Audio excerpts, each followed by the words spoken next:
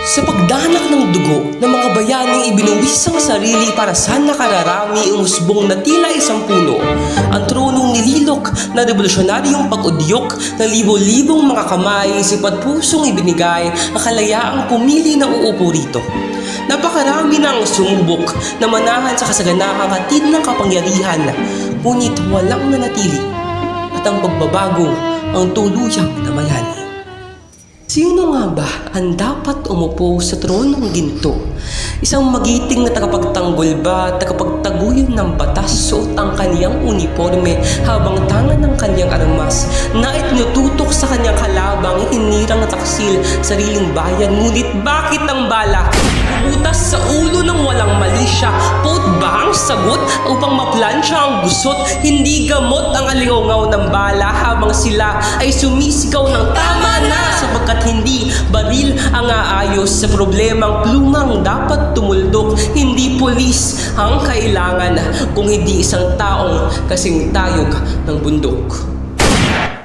Sino nga ba ang dapat tumupo sa tronong pilak? Siya bang tila araw na maanina sa tuktok at kaitaasan?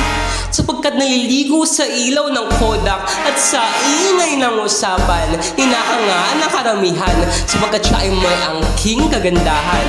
Ngunit sapat ba na rason ang masilaw sa huwad na kabutihan?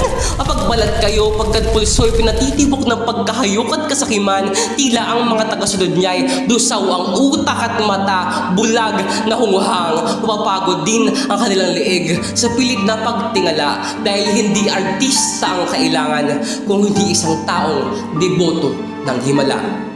Sino nga ba ang dapat umupo sa tronong tanso? Ang lingkod ba ng kabanalan, siyang walang kahalayan? Siya bang litanya ay tila banderang tagapagsulong ng daluyong ng mga taong may paniniwala sa Diyos na mapagpala? Ngunit kung sino pa ang hinirang ng salamin ng katuwiran, ay siya pang balikong ginagamit ang bibig upang ikhabig ang ibig mula sa madla sa kanilang mga isip na kay daling maniwala, sapagkat kanilang bungo ay uhaw sa katawan at dugo. Sila ay nalason sa paglunok ng sulasok. Hindi pari ang kailangan, kung hindi isang taong simbolo ng bagong umaga. Sino nga ba ang dapat tumupo sa tronong kahoy? Siya bang hinirang na punlang sasalip sa mundo? Itinanim mo pang yumabong sa karunungang husto at nabubungang hitik sa bawat pilantik ng munting mga kamay. Ngunit di pa halintana ng murang kaisipan ang agam-agam ng bayan, kahit piliting pahinugin ng hapdi at panaghoy. Malalanta lamang ang tangkay at aanayin tila bangkay na binulok ng sistemang nais ay higit sa kaya ng isang paslit, dahil hindi isang bata ang kailangan, kung hindi tayong taong bayan.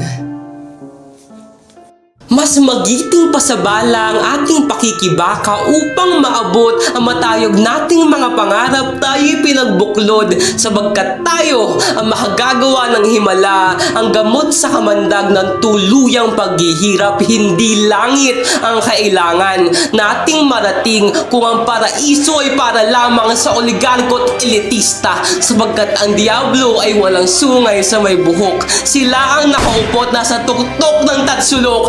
Ang dapat solusyonan ay ang problema pa rin pinagdadaanan, hindi ang baguhin ng saligan, kung hindi ang maging sandigan ng masa ng madlang umaasa sa radikal na pag-ibig at pagkakaisa. Kaya't huwag tayong manatiling nakaupo, tumindig at tayo'y tumayo, sumulungat sa indayog at pag-indak ng tsa-tsa, sapagkat ang sayaw ng buhay ay higit na mahalaga. Sumayaw sa daan at ibanderang kasarinlan, duguman ay dumana, tayo'y hiranging bayani, matawag mang komunista ay hindi alintana, sapagkat ang buong bayan ang siyang dito'y aani.